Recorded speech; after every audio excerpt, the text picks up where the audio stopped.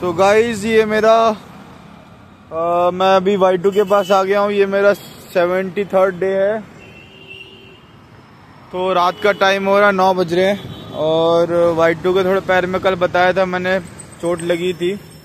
मैंने थोड़ा मेडिकेशन भी किया था, मेरा थोड़ा क्रीम व्रीम लगाया था। तो अभी 2-3 दिन खाना उसको मेरे को ऐसे ही देना पड़ेगा। और यहाँ पे सो भी रहा है ये सही से। अब मैं आगे जा रहा हूँ आगे वाले डॉग को खाना देने।